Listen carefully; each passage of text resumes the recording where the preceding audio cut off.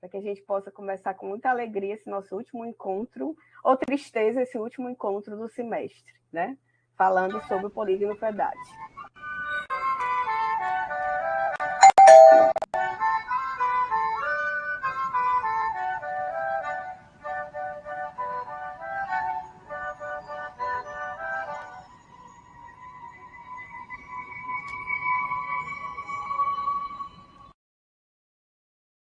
Boa tarde, gente. Me chamo Dinamara, estamos aqui com mais uma segunda Multimeios, né? Hoje, dia 4/7, nós teremos um convidado especial que está adentrando no laboratório, né? Inserindo, fazendo parte, né? O professor Luiz Roberto de Oliveira, né? Ele vai falar hoje à tarde um pouquinho sobre as competências digitais e o peoplewaring, né? Uma das coisas que a gente... Quando eu resgatando a biblioteca virtual, lembrei muito que a gente falava nos termos software, e hardware, mas a gente esquecia uma pessoa muito importante aí e que vai ser uma das temáticas principais, né, que o professor vai discutir aqui com a gente, né? Mas antes de tudo, deixa eu fazer... Professor, vou fazer uma apresentação rápida, breve, carinhosa, mas o senhor estende aí e solta aí quem para as habilidades, o que o senhor vem pesquisando, tá certo? Mas, desde já, né, sejam todos bem-vindos. Essa nosso encontro vai estar disponível nos canais do Laboratório de Pesquisa Multimeios, tanto no Instagram quanto no YouTube, e assim vai. Mas quem é o professor Luiz Roberto? É um novo colaborador do laboratório, né? Ele tem um currículo bem vasto, mas eu vou ser muito sucinta, mas, assim... É um professor da UFC, do curso de medicina. Ele tem a especialização em cirurgia de cabeça e pescoço, né? Ele é especialista em informática em saúde, né? Na Unifesp, em 2019. E ele vem trabalhando, certo? Com o núcleo, é coordenador do Núcleo de Tecnologias da Educação à Distância em Saúde da Faculdade de Medicina da Universidade Federal do Ceará, o NUTEDES, da FAMED UFC, né? E coordenador do Núcleo Técnico Científico do Programa Nacional de Telesaúde, Brasil, Redes, e da Universidade Aberta do SUS, ANA-SUS, né? Do Ministério da Saúde aqui no Ceará, né? Então, é uma pessoa que vem desenvolvendo pesquisas com a educação à distância, com tecnologias, com formação, e nada melhor do que juntar as duas casas, as duas faculdades, para a gente conversar algo que o senhor já estava iniciando aqui, né? Essa integração das pesquisas, essa convergência do que a gente anda fazendo aqui na universidade, né? E o que a gente pode, juntos, fortalecer essa discussão fora dos muros da universidade, né? Então, seja bem-vindo, professor. A palavra está com o senhor, certo? Capricha aí, eu sei que eu deixei algumas brechas, mas o senhor, a voz é do senhor, a palavra é do senhor, para que o senhor possa complementar mais um pouquinho e compartilhar esses conhecimentos, né? Tá bom? Seja bem-vindo. Tá bom. Gina, muito obrigado. Estão me escutando bem, né? Bom, você que vai passar as telas, né? Aí... É a Jéssica. A Jéssica, né? Isso. Tá certo. Bom, você já sabe, a minha formação básica é cirurgião. Como é que eu fui chegar na educação à distância, né? Me mandaram uma vez assistir uma videoconferência de uma reunião do Clube dos Reitores. E quando eu cheguei lá, ia ter uma palestra. Eu estava lá representando a Faculdade de Medicina. Luiz, rapaz, vai lá assistir esse negócio, porque é um negócio que vão falar lá na palestra lá sobre educação à distância, e eu estou com tempo de ir, e vai lá, tu gosta muito desse negócio de computador e tudo, e vai lá e tal. Fui lá assistir. E assisti uma palestra de um professor, o Wilson Azevedo, pessoa muito conhecida na educação à distância no país, que ele é um dos pioneiros aqui no Brasil. E ele disse uma coisa que foi isso que me chamou a atenção para a educação à distância. Ele falou que você, com a educação à distância, você podia fazer uma coisa que podia ser muito útil em várias áreas, que era a simulação. E a simulação, ela podia ser útil porque você, inclusive, podia, com a simulação, contornar alguns impedimentos de natureza ética, que você não podia fazer aquilo, né? Em tempo real, pessoas reais, porque havia impedimentos éticos. Eu disse, minha Nossa Senhora, isso para a área da saúde, nem se falava em simulação nessa época para isso. E aquilo, então, a partir daí, me chamou a atenção e eu descobri que o professor Wilson Azevedo dava uns cursos de educação à distância online, e ele, na época, se destacava, inclusive, porque não gostava nem um pouco de ambiente virtual de aprendizado, ele descia a lenha mesmo nos ambientes virtuais de aprendizado, e eu comecei a fazer curso com ele, a estudar, e aí ele deu um curso sobre a Escola da Ponte, que ele gosta muito da Escola da Ponte, em Portugal, e, inclusive, passou um tempo lá, levou a filha dele para estudar lá e tudo. E nessa história de começar a estudar educação à distância, ele, inclusive indicando muita bibliografia, sempre falava muito para a importância de você entender e conhecer a história da educação à distância, né? Bom, foi aí, então, quando surgiu a possibilidade de eu trabalhar no laboratório de informática da faculdade, que me chamaram lá para tomar conta do laboratório que o coordenador anterior não tinha gostado, e sucessivamente veio aparecendo os projetos que você mencionou aí. O projeto da Universidade Aberta do SUS, a UNASUS, o projeto da Rede Universitária de Telemedicina e o projeto Telesaúde Brasil Redes, que andou tendo uma interrupção em 2019, pouco antes da pandemia, mas está agora passando por um processo de reorganização, eles estão expandindo e tal, e acho que nós vamos, dentro em breve, voltar com uma série de outras características para melhor, espero eu. Mas hoje, especificamente, o que mais me angustia, mais me preocupa, é a educação digital dos profissionais da área da saúde, que são os quais eu estou mais perto. Eu costumo brincar e dizer que só existem duas possibilidades de você encontrar um aluno de medicina na faculdade sem um celular, tá certo? Ou ele deixou em casa, ou ele acabou de ser assaltado. Ou então perdeu. É uma terceira variante. E o quanto é que nós utilizamos, né, desses dispositivos, que são computadores em miniatura, para nos ajudar em diversos processos que podem melhorar a qualidade do ensino e da aprendizagem. Muito pouco, né? A maioria das vezes utiliza-se até uma grande resistência para que isso não seja utilizado, e muitas vezes isso está na alça de mira de muitos docentes. Não quero aluno meu usando computador, quero aluno meu usando o telefone dentro da sala de aula, e nós ficamos no mesmo padrão de ensino e até confundindo o ensino com a aprendizagem, né? Por isso, vem hoje, obrigado aí por colocar a primeira tela, o interesse em conversar algumas coisas sobre as competências digitais e o Peopleware. Pode passar a segunda. O que nós nos deparamos hoje é com uma série de coisas que a gente pode colocar numa primeira coluna como coisas que nós já sabemos, e na outra coluna uma série de coisas que, apesar de nós sabermos, temos uma grande dificuldade em adotar no dia a dia das nossas práticas, que ainda continuam muito, muito antiquadas. E é isso que eu gostaria da parceria de vocês. O que é que a gente pode fazer dentro da própria universidade para juntar os nossos esforços e fazer com que a gente consiga fazer essa transição daquilo que a gente já sabe que existe, que não tem mais volta? Alguém duvida que a globalização está existindo? Agora, se nós formos atrás, quantas parcerias nós fizemos a nível internacional nos últimos 6 meses?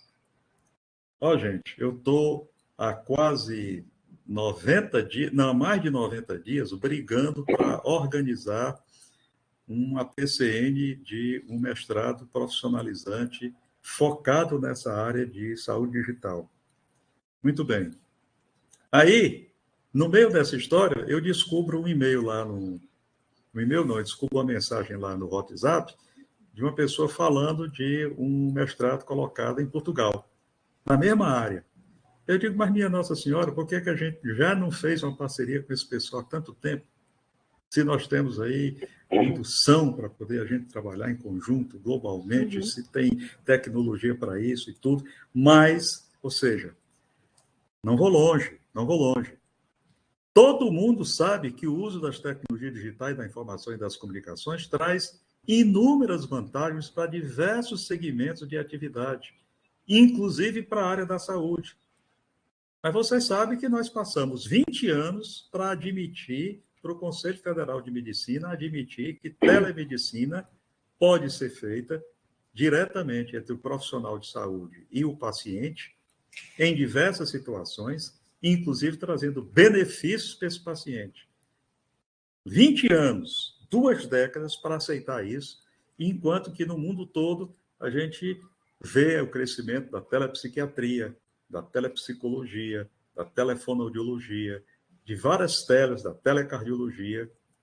E vejam, suspenderam o núcleo de o núcleo de telesaúde das maioria das universidades, suspenderam em 2019, em novembro, 4 meses antes da pandemia começar. Ou seja, a pandemia nos pegou exatamente com todos os núcleos de telesaúde do Brasil suspensos dentro das universidades federais. Ou seja, alguém duvida que o ensino híbrido, que o trabalho remoto, que a avaliação formativa, a aprendizagem significativa, são coisas que podem melhorar bastante a realidade atual que nós temos hoje, pelo menos na área da saúde? Eu não estou querendo entrar aqui na área da educação de outros setores, mas a área da saúde, que eu conheço bem, ainda faz uma resistência muito grande à adoção dessas tecnologias. E nós não encontramos, sequer dentro das nossas faculdades de medicina, dos nossos cursos de enfermagem, das nossas universidades de um modo geral, indução para que essa formação chegue à realidade do docente. Daí porque a gente precisa urgentemente criar oportunidade de formação dessas pessoas. Né? Olha, eu estou falando aqui, mas se alguém quiser falar alguma coisa, pode interromper. O professor está falando. Pois não, Arminio? Diga aí, professor. Isso, Luiz. Você está falando da medicina e eu vou falar da educação. Tá certo? A educação à distância. Tempos atrás, eu e Liz conseguimos colocar a educação à distância como uma disciplina obrigatória no curso de pedagogia. Primeira reforma, nós tínhamos 4 disciplinas que constituíam um núcleo de ensino que estava agregado no núcleo de tecnologia do curso de graduação em pedagogia. A educação à distância era obrigatória. Primeira reforma que fizeram, tiraram a educação à distância de ser obrigatória, passou a ser optativa.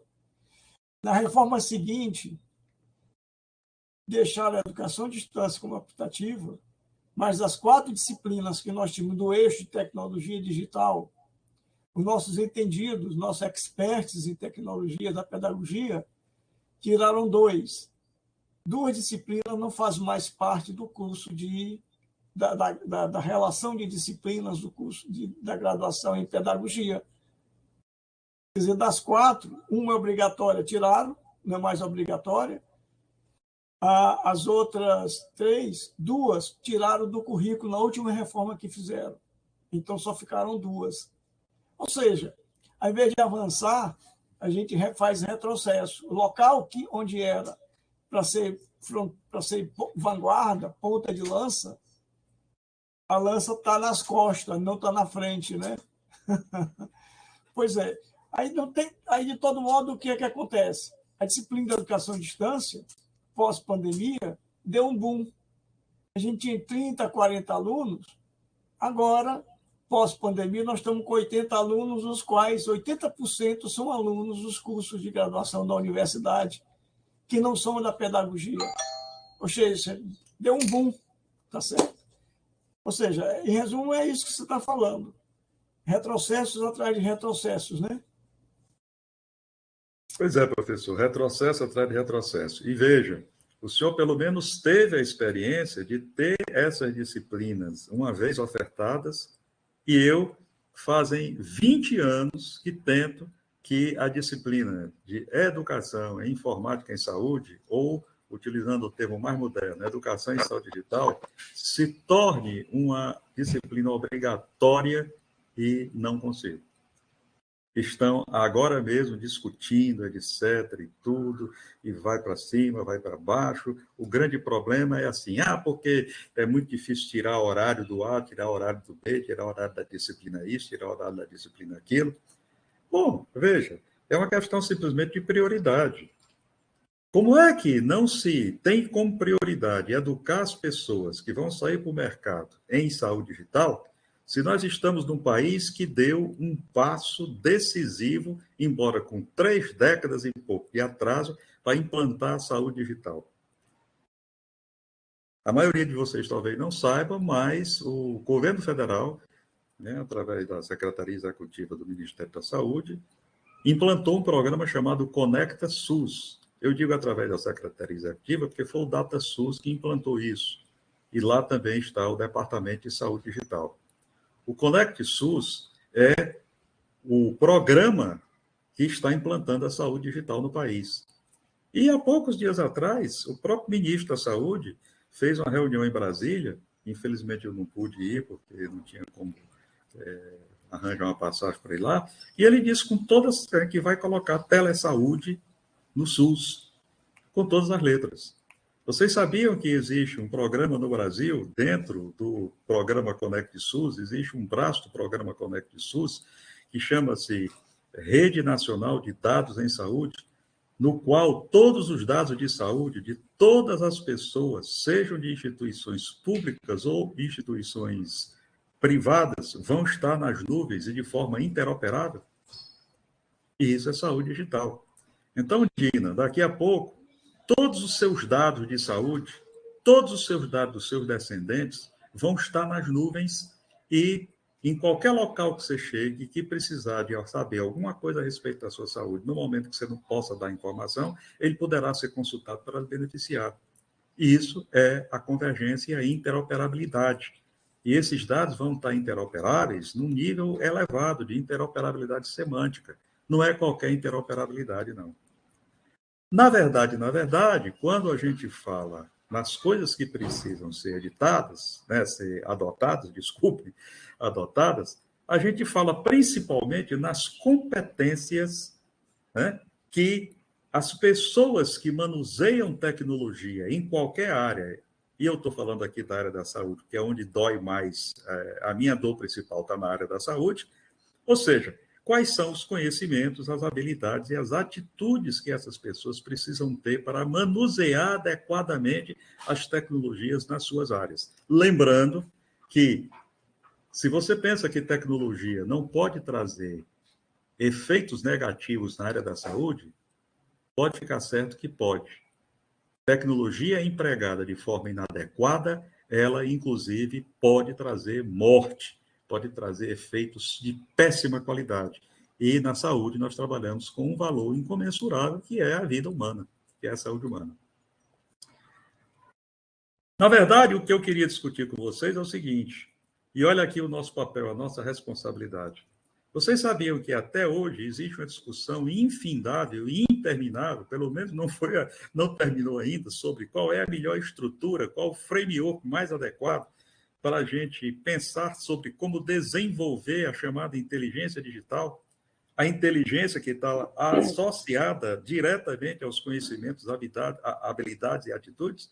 Pode passar o próximo. Pode passar o Eita, próximo. que pergunta, né, professor? Eita, pois que indagação. Essa daí é grande. Veja, se nós sairmos lá de 2012, de 1912, quando a gente começou a ouvir falar no foco de quociente de inteligência, falar no conceito de quociente de inteligência, e pularmos para 1964, quando o quociente de inteligência passou a ter como foco emoções e habilidades, até há cerca de 6 anos atrás, ou seja, menos de uma década atrás, quando o foco passou a valorizar habilidades digitais, né, você vê que muita coisa mudou, mas muita coisa não foi incorporada. É exatamente quando você começa a pensar no foco baseado em valores, e esses valores incluindo habilidades digitais, que surge a necessidade de você discutir qual é o conceito e como utilizar esse conceito nos diversos setores da educação e da educação em saúde. Isso não é menos importante, que é o conceito de alfabetização digital, letramento digital, literacia digital. O mais interessante é que todo mundo acha que isso é a mesma coisa, e na área da saúde existe um preconceito miserável com isso. Por quê? Porque muita gente tem um olhar para o termo alfabetização ainda daquela pessoa que, por não ser alfabetizada, é considerada uma subespécie humana. Quando, na realidade, esse conceito mudou muito, porque você pode ter alfabetização e, como dizem as pessoas da pedagogia, você pode não ter o letramento, ou seja, a pessoa reconhece o código, lê um texto e não consegue entender. Mas, quando você fala de alfabetização, letramento e literacia digital, esse conceito da própria pedagogia é insuficiente, porque aqui não se trata de você ler e entender o que está numa tela digital. Trata-se muito mais de você assumir a responsabilidade social por fazer isso e introduzir isso de forma produtiva nas suas práticas laborais. Ou seja, é aqui que não dá para você adaptar o conceito de alfabetização e letramento simplesmente importando um conceito que já foi muito importante e é ainda importante para a área da pedagogia, mas nas práticas de saúde digital, importando aqui um termo do professor Sigulin, na realidade, aqui o espaço é um pouco mais diferenciado e a amplitude é maior. Pode passar o próximo. Pode passar o próximo, por favor. Então, veja.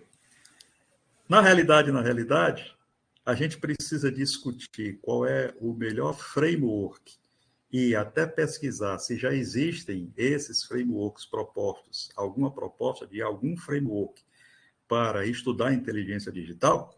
Por quê? Porque isso precisa, inclusive, ser adaptado à nossa realidade, porque a nossa cultura é diferente. E saúde digital é, antes de mais nada, um fenômeno especificamente cultural.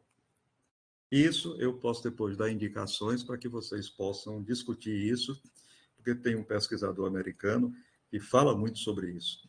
Ele diz que a saúde digital é a convergência, né, da transformação digital com o uso das tecnologias digitais da informação e das comunicações, mas isso também convergindo com a saúde, com a educação em saúde e com a cultura. Portanto, se você não levar em conta a cultura de um determinado local, você pode não conseguir fazer avanço nenhum com a saúde digital. Ou seja, o problema não é só o tecnológico. Quando a gente fala em infraestrutura digital, eu começo a ver que isso aqui está inadequado quando você coloca o peopleware como último. Na realidade, deveria vir o peopleware primeiro, né? Devia vir o software depois e o hardware depois. Vocês conhecem algum computador que foi criado, alguma peça de computador que foi criada, que foi organizada, sem que tivesse a mão humana e a inteligência humana lá? Algum software que estivesse sido criado, algum algoritmo que tivesse sido criado sem participação da inteligência humana?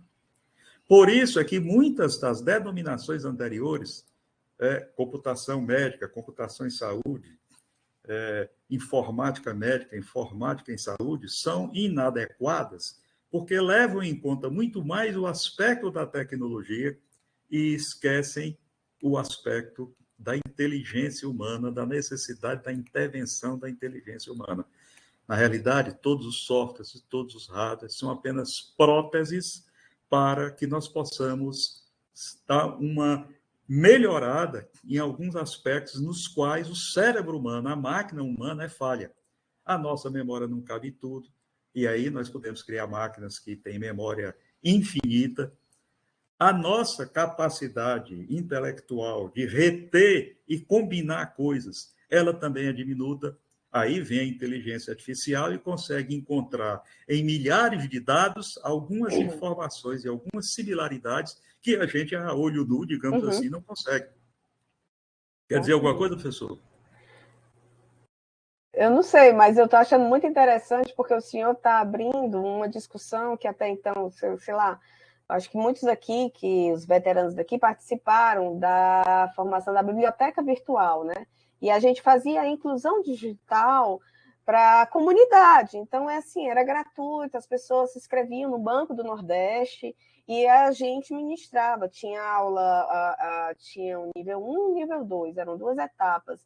E muito interessante que a gente ensinava todos esses conceitos, o que é hardware, o que é software, e em nenhum momento a gente se colocava, o professor, apresentava essa perspectiva crítica. A gente era um pouco... Discutia, claro, né, que o computador só tinha usabilidade se nós utilizássemos, né, e soubéssemos utilizar.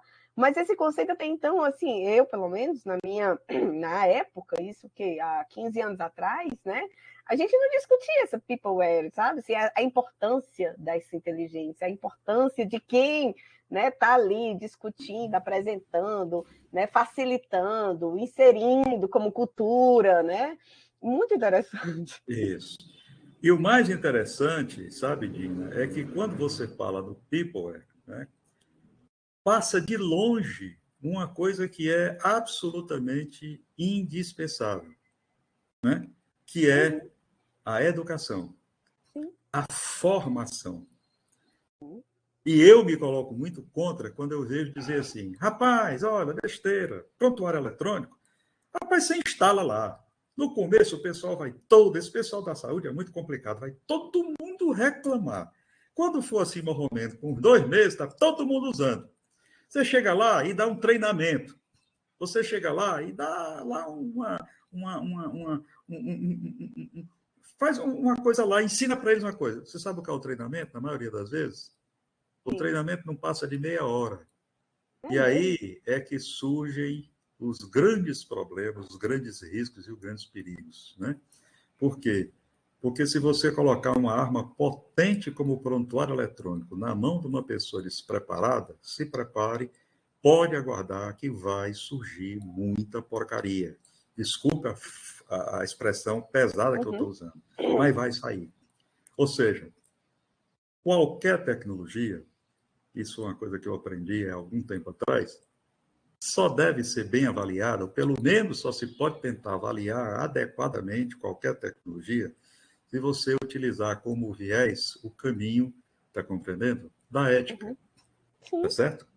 E aí, como é que você quer que alguém desperte para o senso ético se ele não tiver espírito crítico?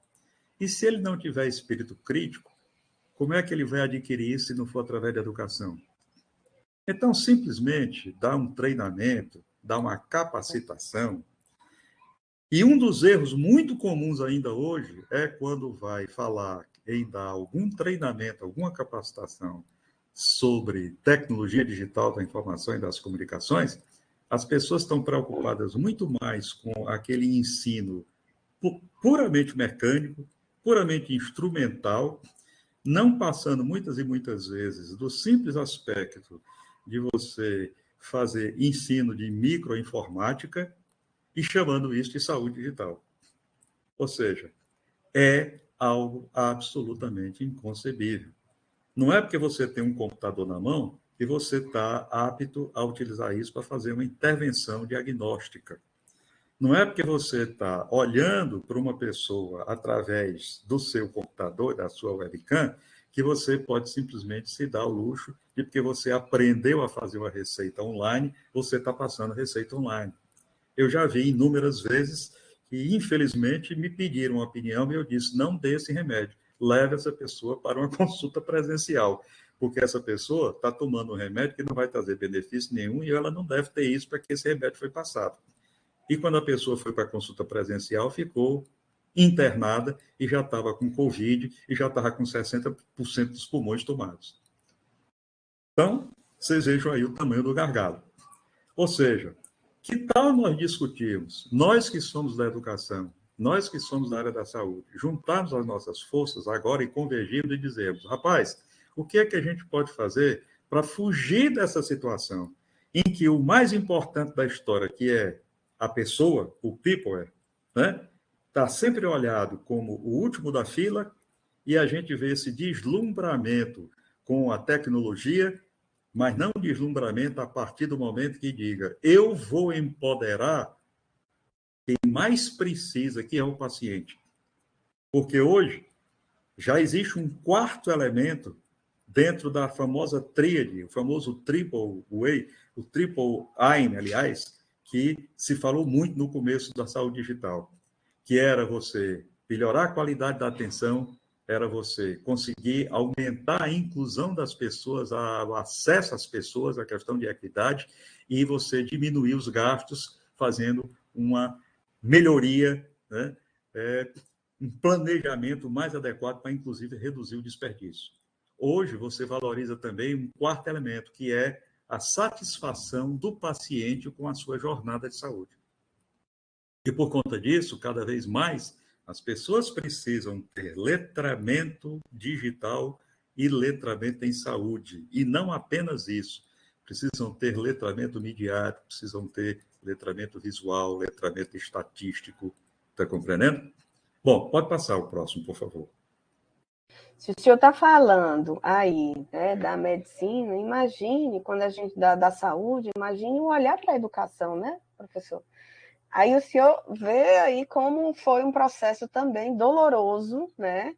Esse processo que a pandemia escancarou a deficiência da escola com relação às tecnologias, não só a estrutura física, como a estrutura da formação, né? E assim a gente vê o quanto aí, mas vamos continuar.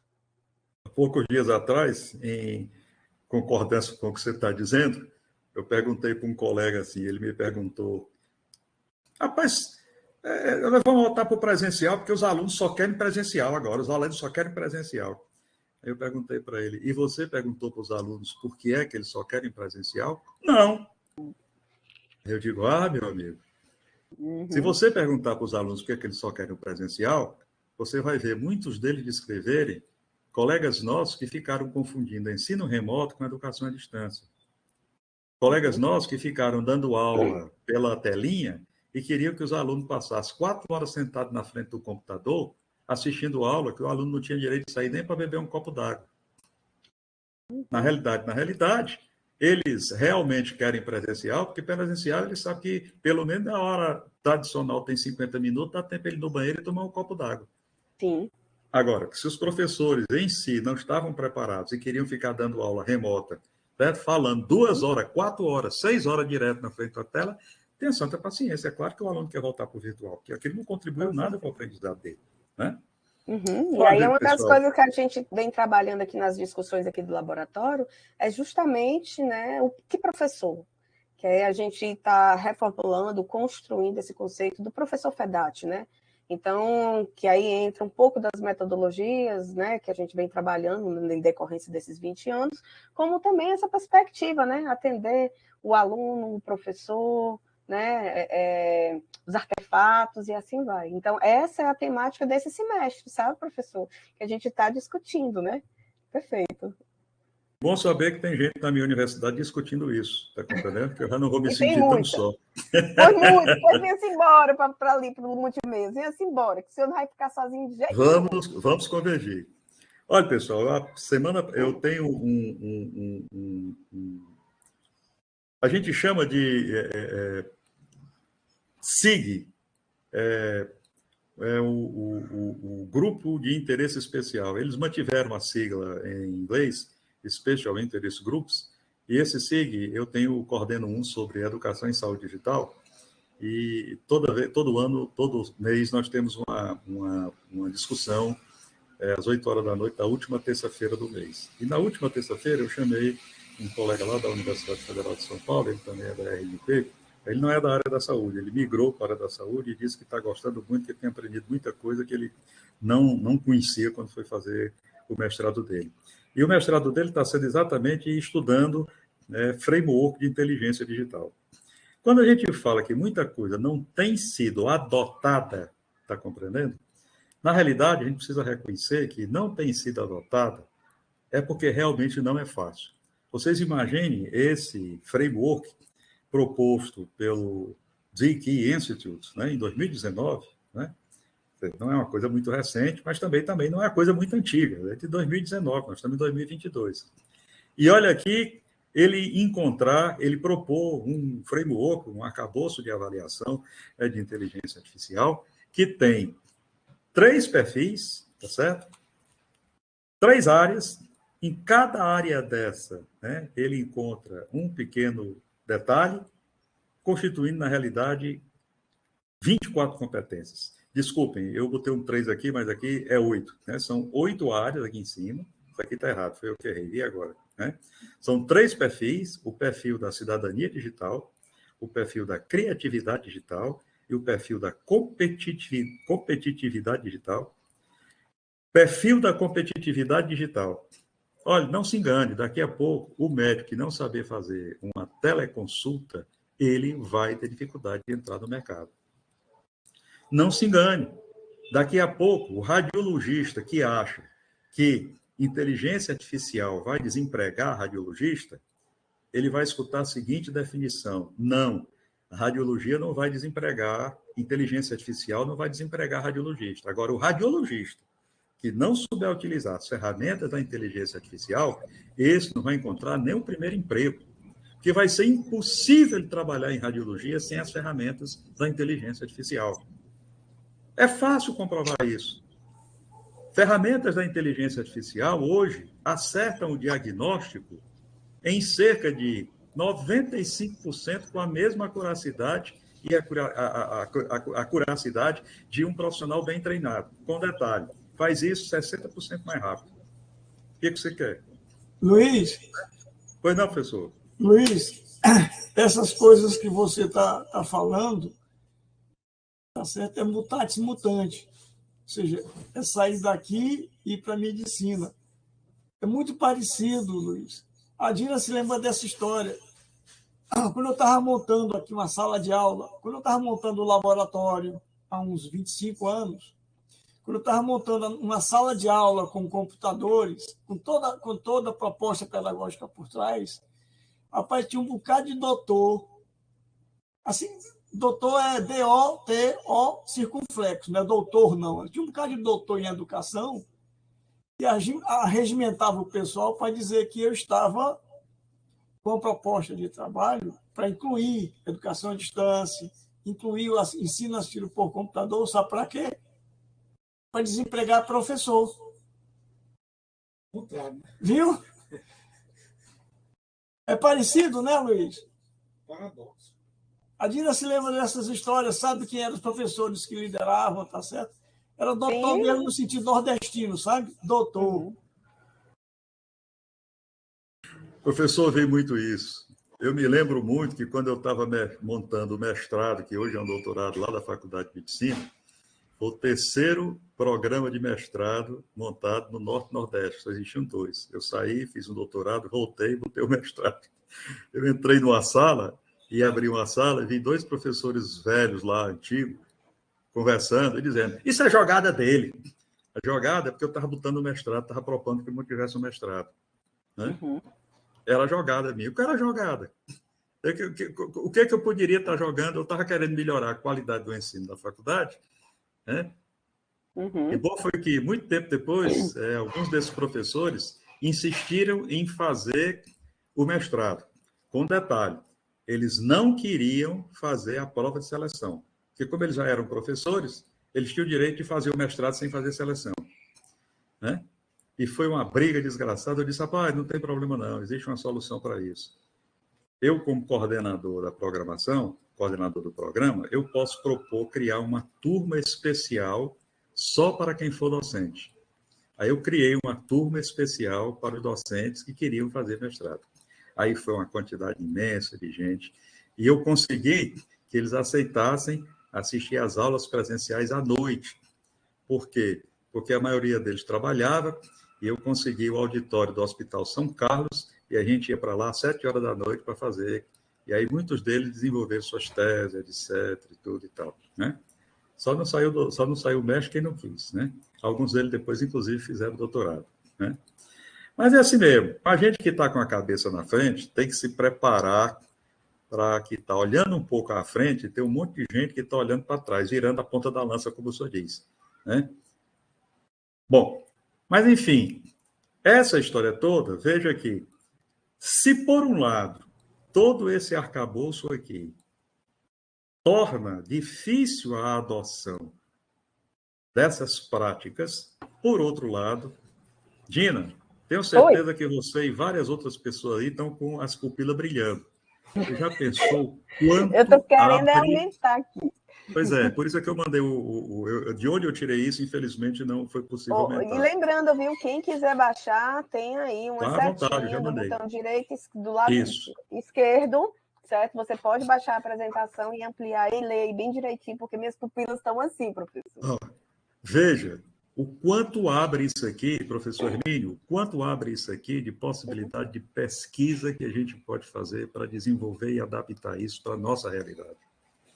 E veja, o problema começa pela necessidade de encarar a competência digital, a inteligência digital, como uma afirmação da sua cidadania. Então, hoje, você não pode dizer que você realmente é um cidadão, na acepção lídima da palavra, se você estiver digitalmente pouco desenvolvido. Além do mais, é uma questão de responsabilidade você atentar para a necessidade da criatividade digital. Você não precisa estar em Harvard, você não precisa estar em qualquer outro canto do mundo para botar sua cabeça para pensar e dizer o que é que eu posso melhorar nesses processos e como é que eu posso propor essa melhoria de processo. Eu chamo isso, a atenção disso para os meus alunos na faculdade. Olha, quando você encontrar um professor que não sabe usar PowerPoint, não critique nem ache graça, não. Se ofereça esse professor para você ajudar, porque ele é que não teve a oportunidade que você teve.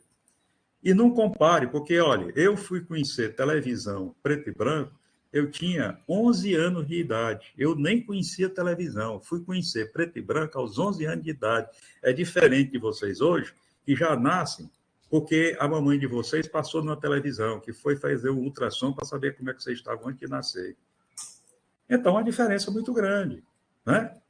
E mais ainda, se há uma responsabilidade com este elemento cultural embutido na inteligência digital, é preciso que a gente imagine que essas tecnologias, elas têm que ser analisadas também a partir do ponto de vista ecológico, ou seja, qual é a mudança que ela traz, e aí é que entra o elemento da competitividade digital. Ah, está fechando aí a universidade, etc. e tudo.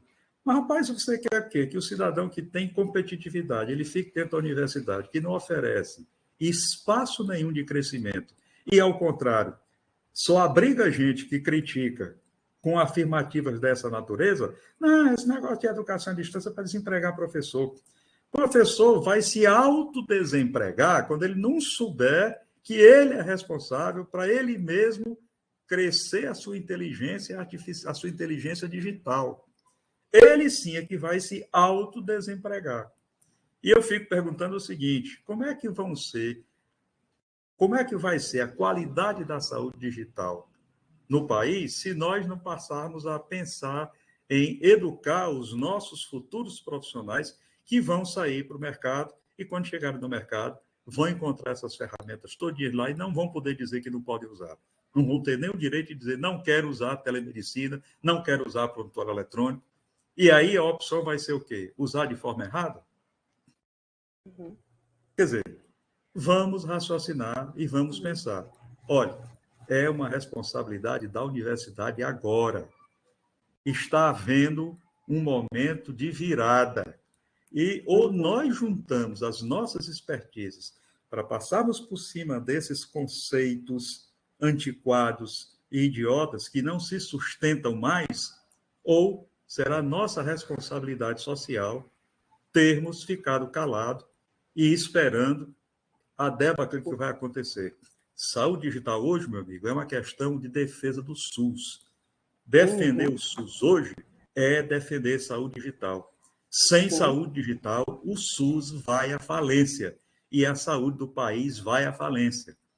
Simples assim. Pode passar o próximo?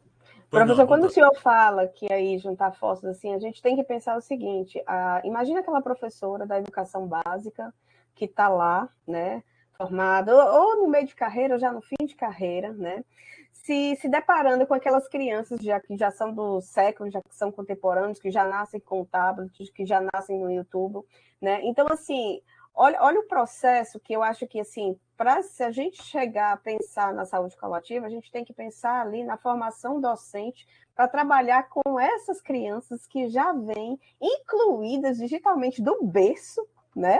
Então, assim, é um processo, né? Porque não é só incluir o professor e ensinar como utilizar.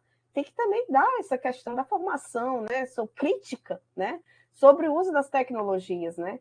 Não é só ensinar, é só utilizar por utilizar, mas ter essa visão crítica, né? Porque eu acho que essa formação, quando o professor na educação básica passa para os alunos, por sua vez ele cresce, chega na universidade, já tendo uma compreensão do que a tecnologia não vai substituí-lo, que é uma ferramenta a mais na ação dele, no exercício da profissão, né? E não como um objeto de substituição. Então, se o senhor fala aí, se a saúde, imagina na educação. Então, acho que o caminho, né? Eu acho que tinha que ir para ali. Mas aí a gente passa e pensa aí o quanto, a partir do relato até do professor, né?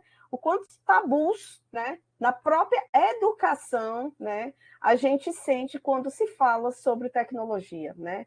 Então, aí é uma discussão que a gente tinha que levar a fundo mesmo aí na formação docente. Eu defendo que a primeira coisa que você devia fazer com os alunos da medicina, quando eles saem do vestibular e entram na universidade, a primeira coisa que você devia fazer era uma avaliação de letramentos desses alunos. Porque eles chegam com muita irregularidade nessa formação. Os meninos sabem tudo. Sabem. Sabem, inclusive, como perder tempo usando tecnologia. E não conhecem como as tecnologias digitais da informação e das comunicações são capazes de causar dispersão. Sabe? Total. Eles sabem clicar até com a ponta da venta, daqui a pouco vão clicar até com a ponta das orelhas. Agora, usar produtivamente é outra coisa. Então, a gente precisaria fazer uma avaliação de letramento desses alunos para poder, e mais ainda, é muito enganoso achar que essas novas gerações chegam assim muito, eles sabem chegando imediato, eles sabem com aquele conhecimento operacional mecânico, está compreendendo? Agora, com diversas falhas. Tem aluno que pergunta para ele o que é uma porta USB e ele não sabe. Você entende isso? Não sabia o que é uma porta USB? Ele sabe que tem um buraquinho aqui para ele meter um pendrive. Muito menos disquete. Ave Maria, não disquete. E falar disquete, ele é capaz de achar que você está xingando a mãe dele ou a avó, né? Eu abro o disquete aqui, porque aqui eu levo para mostrar. Vocês sabem o que é isso? A maioria não sabe. Não sabe, né? Então, veja, para perto de concluir, vejam o que é que agora... Luiz, Sim, diga, professor. Luiz, você está falando dessas coisas, isso não é passado não, Luiz. Isso é presente. A Secretaria de Educação está distribuindo computadores para professores. Cadê o Pipo aí, Luiz? Esqueceram. É tudo isso que você está falando. Totalmente. E é um repeteco do que foi feito quando o Ariosto Holanda era secretário de Ciência e Tecnologia, muito tempo atrás. A mesma coisa, tá certo? Jogava computador para professor. Depois de 3 anos, se fez uma pesquisa com esses professores qual a utilidade desses computadores. Praticamente nenhum. Tinha, os filhos estavam adorando os computadores. Tá certo, em casa, né? Tá certo. Pois é, professor, aí veja, o que é o resultado desse desencontro todo, né? Veja, essa notícia aqui, né, publicada na internet no dia 30 de junho, né? E hoje colega botou no WhatsApp lá dos professores lá da faculdade, né, a respeito dessa onda de desistências que está acontecendo nas universidades. No Brasil, infelizmente, isso está acontecendo muito, né? Mas veja, é exatamente na universidade onde nós deveríamos ser o famoso tour de force, né? Nós deveríamos ser o último bastião de resistência, né? Uhum. E se nós não nos dermos, né, o devido cuidado e atenção a isso, né, o que vai acontecer é que a tecnologia, pelo menos na área da saúde, ela vai ocorrer de forma cada vez mais desumanizada. Sim. Esse é que é o grande risco, é a desumanização da tecnologia, Uhum. né? Porque tecnologia utilizada por pessoas sem nenhum critério, pessoas que simplesmente vê como apertar o botão e ter o resultado ali na frente, Uhum. a mais-valia, né? Alguém desconfia, alguém tem dúvida de que a indústria farmacêutica é muito esperta? Tenha santa paciência, né? Quer dizer, se nós não tivermos cuidado, é isso que vai acontecer, né? O Uhum. uso da tecnologia é implantado, mas não no sentido de nós termos a humanização da tecnologia para melhorar a qualidade da saúde e do bem-estar das pessoas. Nós vamos ter o que já foi escrito há muitos anos atrás, que é o tecnopólio, né? A rendição da cultura à tecnologia. E aí, eu, pessoalmente, não é esse mundo que eu quero deixar para os meus netos. Não quero. O que eu ainda puder trazer. Nós estamos numa situação, meus amigos, que algumas coisas vão surgir antes do que a gente poderia pensar. A tecnologia está avançando tanto que logo, logo, logo nós vamos poder ter a vida prolongada quase que indefinidamente, né? Parece Black Mirror, né, professor? O Pois senhor é, já assistiu a série Black Mirror? pois Acho que é. ela vai fazer quase 10 anos, e muitas coisas do que se pensava ali naquela série, né? Muitas coisas, se a gente for visualizar, já estão presentes no nosso Estão dia a dia. presentes. Já. Você hoje tem próteses Uhum. extremamente melhoradas. Você hoje tem recursos que praticamente assistem pessoas, né? As tecnologias assistivas, hoje, elas interferem para pessoas com deficiência de visão, deficiência de Sim. audição. Eu recentemente conversei com um colega para a gente ver a possibilidade de estudar o uso das tecnologias assistivas no autismo, né? Sim. Porque há uma enorme necessidade disso, já que o autismo é extremamente Tá crescendo entregue demais, assim. uma verdadeira zona de ninguém. Ninguém sabe quem, né? É. Vê o IPRED aqui, está atendendo 600 pessoas com autismo, e isso não significa 10% da carência do próprio Estado, não estou falando do resto do Isso. Brasil. E a gente ter toda essa tecnologia e não faz essa tecnologia ser voltada para a atenção às carências das pessoas que estão precisando disso, né? Exatamente. Quer dizer, bom, inclusive criar nossa consciência de cobrar mais isso dos nossos próprios poderes, né? Dos Sim. nossos próprios poderes. Não é ficar discutindo quem é o B, quem é o C, se é o A, se é o B, se é não sei o quê. E os nossos legisladores, né? E os nossos Uhum. legisladores, né? Até quando a gente vai ficar calado com a ação desse pessoal e só fica muito no blá, blá, blá e não faz nada?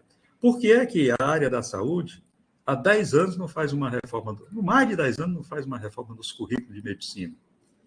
E aí aparece uma injunção querendo abrir mais vagas para curso de medicina e aumentar vagas em faculdade de medicina, porque agora tem o programa Médicos pelo Brasil, e aí tem que botar mais médicos nas faculdades de medicina que estão no interior.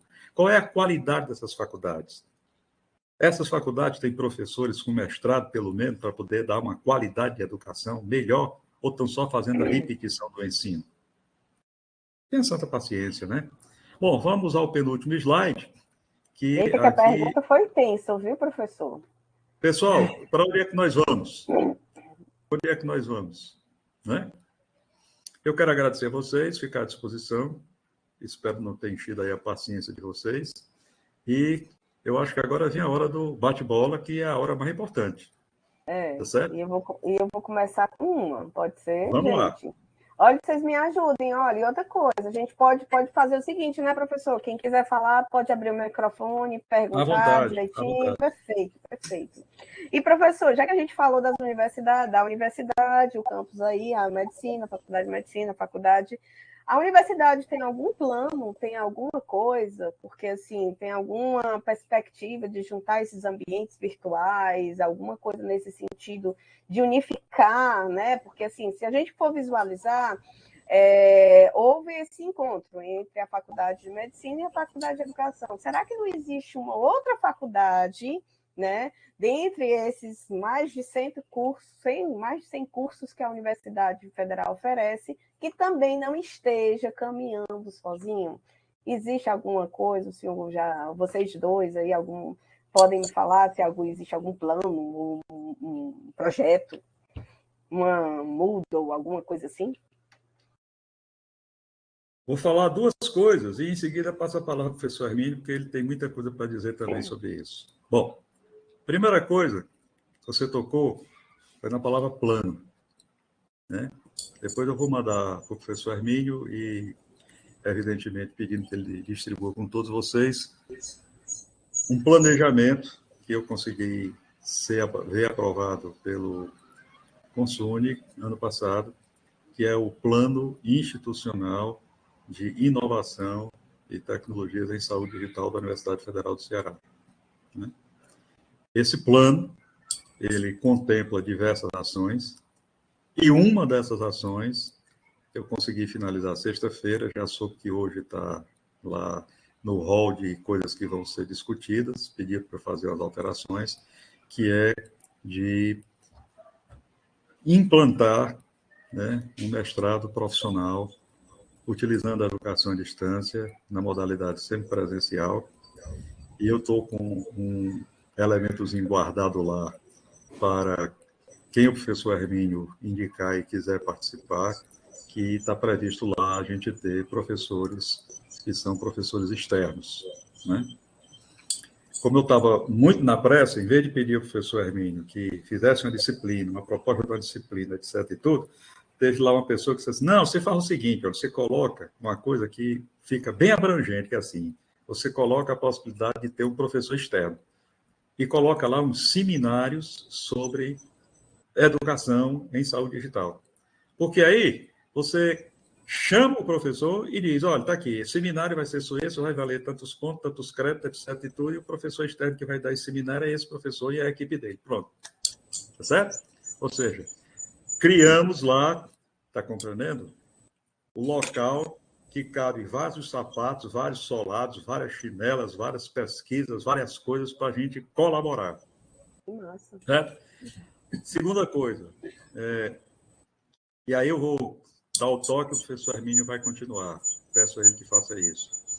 Nesse plano institucional, né, eu também coloquei a necessidade e a justificativa disso. Nós precisamos ter um Moodle institucional da Universidade Federal do Ceará. Por quê? Entre outras razões, se na área da saúde, nós que trabalhamos com a Universidade Aberta do SUS, nós que estamos vendo a expansão do telesaúde, nós que trabalhamos com a rede universitária de telemedicina, quisermos trabalhar com outro ambiente virtual de aprendizagem que não seja o Moodle, nós simplesmente vamos colocá-los para fora. Por quê? Porque 99,99% das instituições que trabalham em educação na área da saúde, desse contexto, tá, trabalham com Moodle. Eu estou dizendo 99,99%, porque esse 0,1% que não trabalha é porque está parado. Não é porque trabalha com outro, não. Professor Hermínio, eu já discuti isso com o senhor e agora a palavra é sua. Não, não conte com a gente. Na hora que pode contar conosco para esse mestrado que o senhor vai coordenar, esse mestrado profissional à distância. Temos uma maior boa vontade, maior interesse em participar e ajudar no que for no que for necessário. Você pode contar com o laboratório para efetivar esse programa. Tá certo? Essa história de você trabalhar a medicina digital, as tecnologias digitais na área médica, aconteceu comigo, Luiz, no Canadá. Quando eu fui morar no Canadá, eu levei os meus... Eu tenho um marca-passo. Na realidade, o marca-passo é um bom exemplo de tecnologias digitais de uma prótese no indivíduo inteligente, né? Na realidade, o marca-passo ele tem possibilidade de ser configurado, você sabe disso, via modem, via Wi-Fi, né? E é um perigo desgraçado, porque se o hacker for meu inimigo e souber que eu tenho um marca-passo, ele pode acelerar essa pulsação aqui para caramba, botar 180 e eu papoco com meia hora, né? Tá certo? Então, é uma tecnologia... Esse é o risco da tecnologia. É o risco da tecnologia. São os riscos dos hackers nos ambientes virtuais, né? As invasões que a gente sofre. Agora, só que aí, isso invadir um sistema operacional e derrubar um sistema é uma coisa. Você invadir o coitado do Hermínio, que não faz mal a ninguém, tá certo?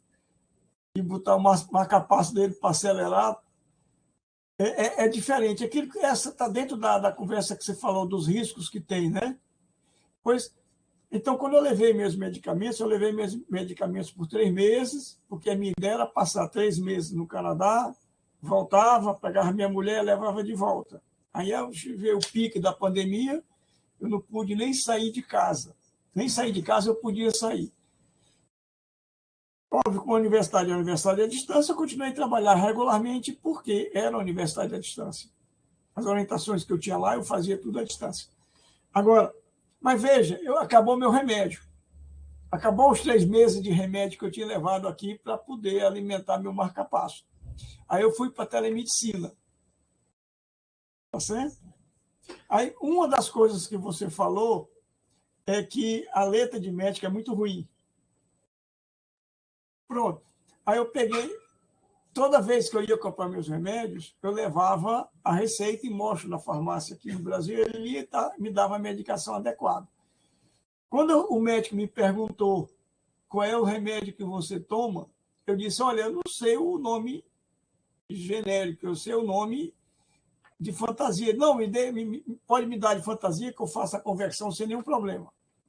Aí eu dei os nomes de fantasia. Ele disse, esse remédio X, qual é a sua dose? Eu li assim na receita e me deu 10 miligramas. Aí ele dizendo, não existe 10 miligramas aqui no Canadá. Existe de 4, de 8 e de 16. Não existe de 10. Mas aqui está escrito 10. Aí começou as discussões, né? Aí ele me receitou de 10. Ele disse, vou te dar o de 8 e depois vou te dar o de 4, corto no meio e tenho 10, né? Pronto, eu passei 3 meses tomando os remédios nessa dosagem.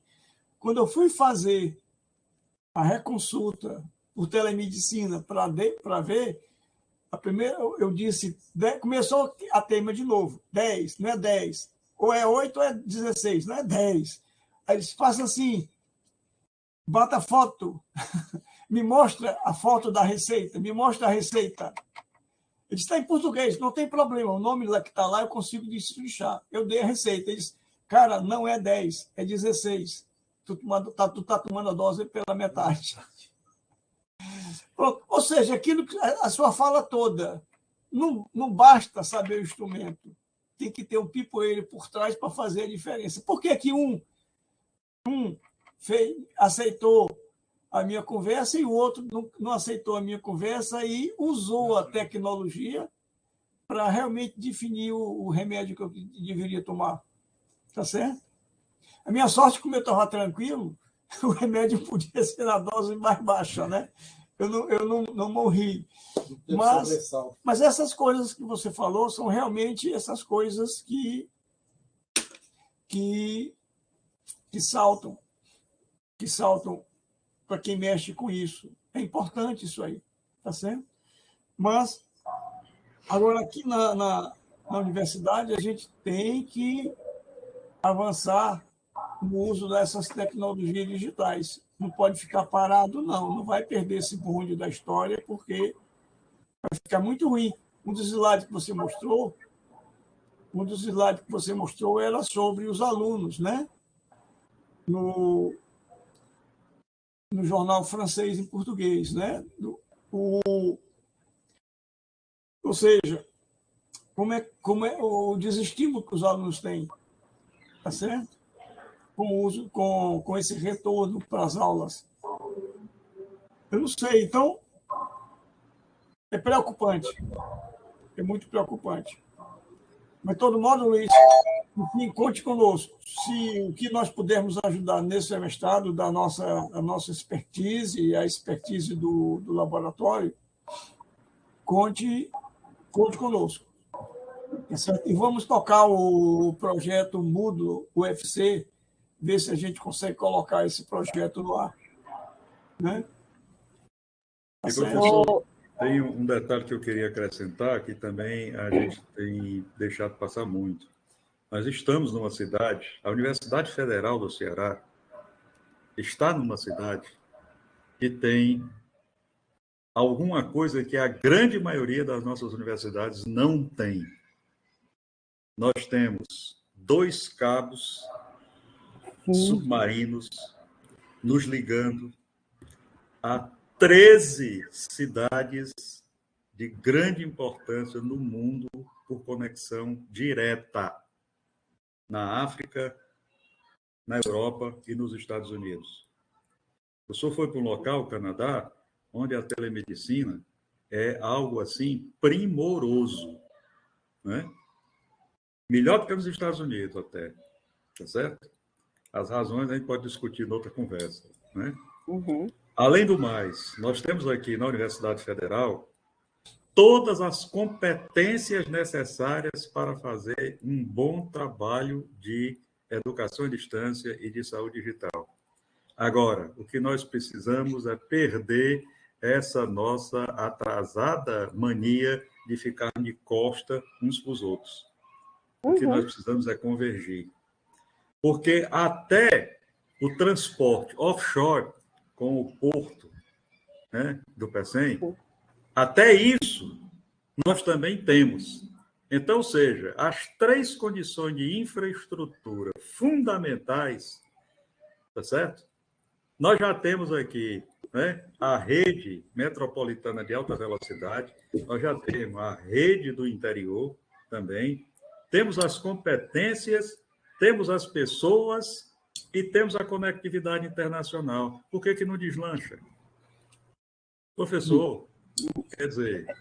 Ninguém solta a mão de ninguém, né? Mas não é. Então, veja, isso tem que avançar.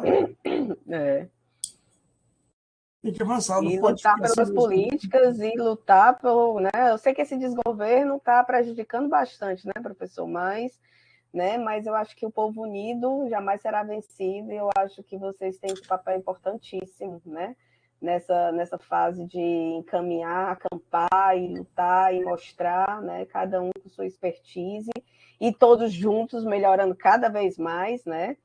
Ok? E eu não sei se eu cortei o conteúdo, mas tem uma pessoa aqui que eu estou sentindo a falta da voz dela. Ei, Dora, pergunta aqui diretamente, Dora. Liga aí teu microfone. Deixa eu escutar sua voz. A Dora tem uma pergunta aqui no chat. Tudo bem. Na Markscope. Cadê ela? Mas esse ponto, Luiz, que você levantou é um ponto importante, viu? Acabar com essas vaidades, acabar que eu sou o dono, eu sou o cara que entendo tudo, tá certo? A gente entende um pouco de alguma coisa, ou entende muito de alguma coisa, mas precisa das mãos, né? Tem expertise para isso, então a gente só cresce se dá as mãos. Hoje, cada dia é mais difícil você trabalhar de forma isolada, né? Os artigos publicados com um autor só são cada vez menor, em menos quantidade, né? Tá certo? Hoje são trabalhos em grupos, de equipe, e nós precisamos perder essa mania de que eu sozinho resolvo os problemas da humanidade. Não resolve. Tá certo? Você pode resolver alguns problemas em grupo, de equipe, um complementando a expertise do outro. É isso que a gente tem que fazer. Mas é tão Professor, difícil. Oi, e Dona. tudo bom, professor? E eu estava refletindo aqui, o senhor falou em das mãos e das mãos em diálogos tão aproximados, né? Ele falou de tantas coisas que a gente discute no laboratório, quando ele falou de níveis, né? Níveis dos estudantes, a gente discute muito isso com o platô, com os subsussores, a formação do professor, a inclusão digital, os aspectos de inclusão digital que são trabalhados pelo laboratório já há muito tempo nos projetos que a gente trabalha, sobre o raciocínio diante do artefato, né? O medo do professor em ser substituído pelas tecnologias, enfim, são diálogos muito aproximados e contextos tão distantes que podem se integrar, né?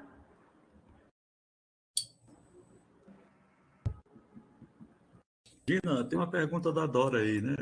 Isso, Dora está aí para falar. Aí o senhor complementa tanto a da Mirna como a da Dora, né? Vamos, Dora, estou com saudade da tua voz, Dora. A Dora Luiz é técnica administrativa, tem doutorado em educação à distância. Dina, você é muito danadinha, minha querida, me poupe. Ô, professor, obrigada, mas eu não podia deixar aqui de dar aqui algum retorno, porque por essa importante intervenção aqui do professor Luiz, porque ele tem, assim, digamos, a aplicabilidade dos conhecimentos dele, eu fiquei muito atenta a isso, porque não é uma questão fora do contexto do laboratório, não é? É tudo que vem agregar mais um conhecimento, e é um conhecimento que não está fora de ordem, muito pelo contrário, está na ordem do dia também.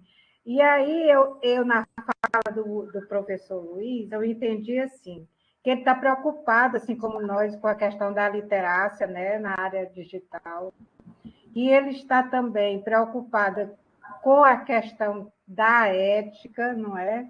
Do que se vai fazer com este conhecimento, não é? Como iremos aplicar? Eu notei assim essa preocupação muito pulsante, e eu acho que é bastante, vamos dizer, importante que ele assim o pense, porque a questão do nosso conhecimento e da nossa aplicabilidade, além da literácia, né, porque complementa essas duas pontes entre um e outro, o conhecimento e a ética, porque sem a literácia também nós não vamos sair do canto com aquela coisa só pontual e tecnológica, não é? Temos que ter um conhecimento mais abrangente, como o próprio professor também falou.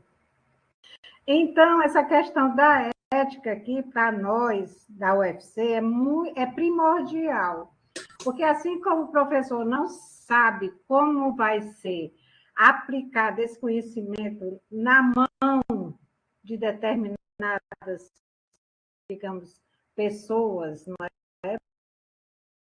Porque em toda instituição, em toda área, tem pessoas que têm uma ética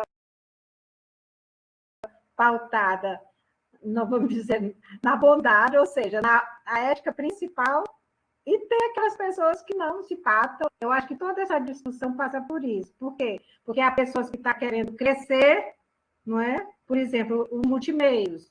Aqui não se fala em olhar para trás e estar preocupado com o que já foi. Aqui o professor Hermínio, junto com os colegas, estão todos preocupados com esse avanço que podemos dar. E essa temática também na área da saúde vem juntar essa coisa, essa proposta ética, porque nós temos que utilizar bem o nosso conhecimento. E eu acho que está faltando isso. Eu acho que essa junção agora, aqui, nesse momento, vai dar manga, vai dar, meu Deus, muita oportunidade para ambas as partes. Para o laboratório que tem já vamos dizer, um conhecimento nessa área, e para o pessoal da saúde que vai poder vamos dizer, se aperfeiçoar, né, nessa área tecnológica, que às vezes não é reconhecida como sendo um avanço, e sim uma prática apenas de manuseio daquilo que é técnico. Então, essa ética é muito importante, e eu queria aqui deixar, assim, parabenizar vocês, professor, e o laboratório, por ter convidado aqui essa palestra tão importante, viu? Ô, Dora, era com saudade da tua voz. Não, Era com saudade. e na verdade estou com saudade de muita gente, né? Na verdade, a pandemia, né, professor? A gente ainda não pôde se encontrar, né? E provavelmente nossos próximos encontros vão ser presenciais, né? Isso daí a gente ainda não sabe como vai ser, mas assim, espero que essa quarta, quinta onda, isso passe logo e a gente volte a se ver, né? Então, Ângela, você quer fazer alguma perguntinha? Primeiramente, só parabenizar o professor, né? Eu estava aqui conversando com a Leide, como é importante, eu também sou dessa geração, né? Da geração analógica, não sou nativa digital, né? Mas que bom que nós estamos nesse período, nesse momento, né? Mesmo sendo de uma geração anterior à geração digital, os nativos digitais, nós temos a oportunidade de estarmos, né, vivenciando essas experiências. Muito bom ter escutado o doutor Luiz Roberto, né? No dia que eu conversei com ele aqui no Multimeios, eu fiquei bem impactada com as informações que ele trouxe, né, a respeito dessa temática, onde muitas vezes a gente pensa que só se discute dentro da área da educação, que outras áreas de conhecimento científico não se estuda, não se debruça. Vi muito na pessoa dele, né, um pedagogo também, né? Mas, assim, ele se aproximou muito do conceito de inclusão digital, trazendo informações sobre artefatos, etc. e tal. E ele trouxe também muitos exemplos, né, do perfil de professores, até mesmo da área da saúde, né, que ainda... E aí eu pergunto para ele o que é uma pessoa incluída digitalmente. Na concepção, ele ainda está aí? Acho que caiu a conexão dele. Não, ele tá. Eu acho que ele saiu só do vídeo, mas ele tá aqui, viu, Ângela? Boa pergunta. Entendeu, professor? Aí eu gostaria de saber, né? E aí eu até discordo com a Dina, quando ela fez uma observação, né? Viu, Dina? Quando você disse que os meninos já nascem sabendo tudo com tecnologia. Eu não acredito nisso, sabe? Porque vai totalmente o contrário da mão do que o Laboratório de Pesquisa Multimeios estuda, pesquisa e conceitua como é que uma pessoa é incluída digitalmente.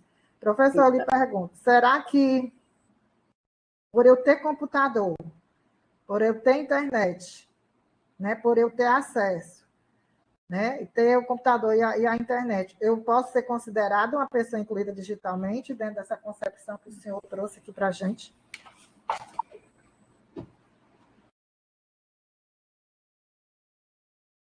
Professor, não está saindo áudio. Ângela, eu quis falar que eles sabem usar tecnicamente, eticamente não. Não, mas eu queria saber dele, com as palavras dele. Professor, o senhor está sem Ninguém está ouvindo áudio. o senhor.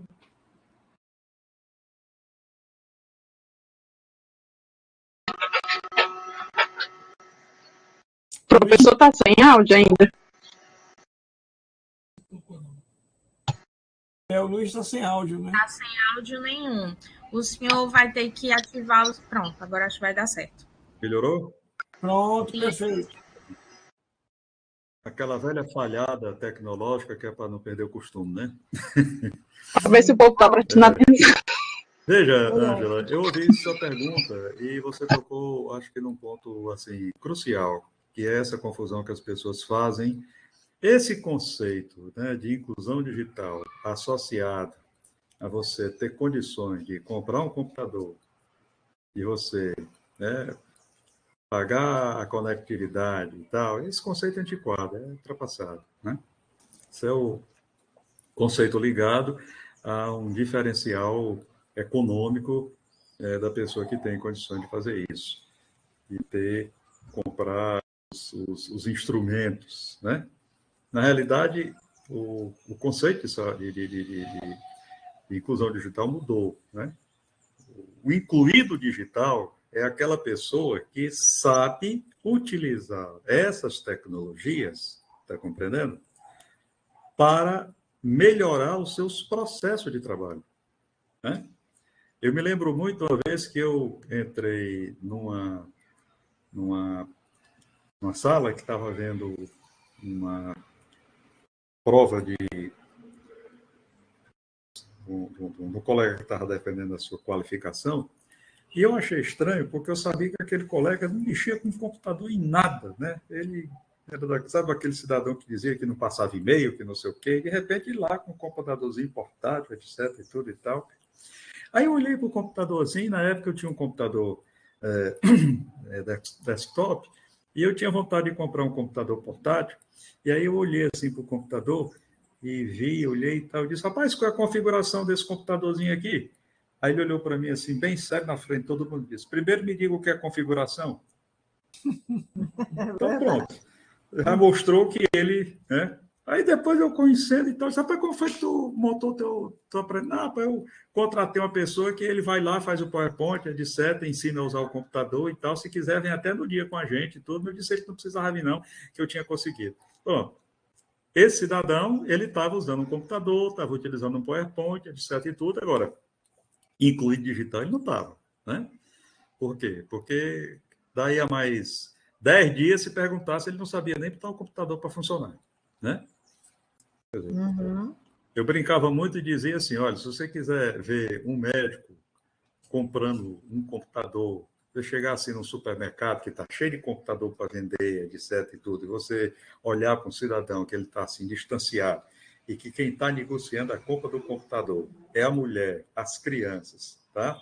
E o vendedor, você pode dizer para aquele cidadão ali, ele é médico, porque ele não entende nada do que estão fazendo ali. Ele está só esperando a hora que você dizer assim, é tanto. Aí ele puxa a mão no bolso e faz o cheque ou paga, né? Mas ele não... E tem mais uma coisa. Os meninos é tudo querendo saber se o computador roda joguinho. Que é só o que os meninos querem o computador é para rodar jogo, né? Utilizar o computador para aprender, para melhorar a qualificação, etc. e tudo e tal. Ou seja, se a gente for investir... É a mesma coisa que você investir e ensinar saúde digital para alguém e quiser que o professor, o profissional de saúde só saiba fazer telemedicina e teleconsulta. Veja, ele não está devidamente incluído, né, nas boas práticas da saúde digital. Por quê? Porque o limite dele só chega até ali a ele saber fazer a teleconsulta e resolver o problema e passar para o próximo, né? Então, eu fico com muito medo desse profissional, né? No Brasil, por exemplo, teleconsulta, você não precisa utilizar prontuário eletrônico. Mas eu acho isso um erro crasso. Porque no momento em que você dissocia a qualidade do que você pode fazer com prontuário eletrônico, com o suporte à qualidade da atenção que você pode dar com a teleconsulta, você está fazendo com que duas coisas que podem se unir para melhorar fiquem dispersas e desavisadamente alguém vai fazer bobagem. Tá certo? Mas, paciência. Né? O senhor respondeu bem. Aqui no Multimeios, né, nós temos um conceito de inclusão digital, onde ele traz toda uma... vai definindo, vai conceituando, né, várias etapas, que é a questão do saber digital, do conhecimento digital, que é quando a pessoa se torna incluída digitalmente. Eu vou depois repassar para o senhor, mandar para o seu WhatsApp 2 artigos. Ótimo, certo? Quero mesmo. E, resumindo, é exatamente isso. Não basta eu ter o acesso, né? Não. Mas eu tenho um saber, mas, por exemplo, você tem que usar a tecnologia, né? Se beneficiar da tecnologia para resolver seus problemas, né? Então, o senhor falou aí do rapaz que não sabia o que era, não me lembro aqui da palavra que o senhor usou. Ele, para mim, diga, o senhor perguntou assim, o que que você está fazendo? Como foi que você falou? Configuração. Configuração. E ele queria saber o que era configuração, né? Então, que bom que ele fez essa pergunta, né? Que bom que ele fez essa pergunta. Muitas vezes a pessoa não conhece e fica calado, né? Não vai perguntar, não vai questionar, para poder, de repente, ele aprendeu alguma coisa. Com certeza, quando foi explicado isso. Então, hoje, nós não podemos mais, né, ficar sem o uso dessa tecnologia, né? Até podemos, é uma opção de cada um, de acordo com o que ela vai desenvolver, né? Seja na área da educação, na telesaúde, né, etc. Mas aqui no Multimeus, resumidamente, nós defendemos, né, conceituamos, isso já está em teses, dissertações, artigos científicos, de que existe todo um processo para que uma pessoa ela se torne incluída digitalmente. É como, por exemplo, tem a questão do saber digital, né? Que é a forma como você consegue manusear, né, o artefato tecnológico. Você sabe, por exemplo, eu estou aqui no computador, eu sei manusear o PowerPoint. Aconteceu, e tem até esse exemplo, e esse exemplo foi o que dei na época, né, professor?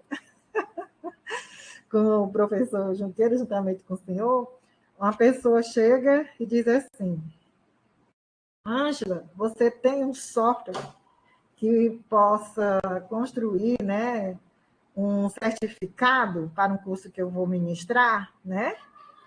Aí eu digo para a pessoa, eu não tenho esse software. Porém, eu sei manusear, tanto no Word como no PowerPoint, digamos assim, tá? Eu sei que tem as ferramentas dentro daquele software, que é, no caso, o Word, ou do PowerPoint, onde eu posso desenhar um certificado. Para que eu realize essa atividade, né, teve toda uma transposição de um saber, né, para um outro, que nesse intervalo teve uma produção do conhecimento digital. Professor, eu ainda estou lembrada do que seja? Estou falando besteira? Hein? Não, ainda não, ainda não. Ainda não, viu? Então eu vou parar por aqui, que é para não errar. Mas o que eu quero dizer, né? Isso é muito importante, né? Olha só, quantas pessoas ainda me deparo nessa situação que querem saber, por exemplo, esse é um exemplo bem antigo, mas bem atual também, né? Tem um computador, tem a internet, navega no Facebook, né? Hoje no celular, tá?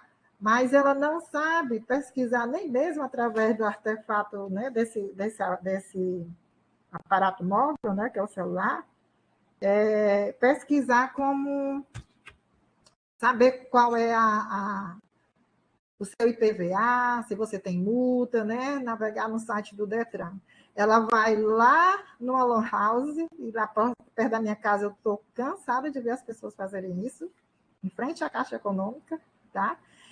Para olhar a conta, para ver o IPVA, baixar o recibo disso e daquilo. Ela tendo internet e computador em casa, entendeu?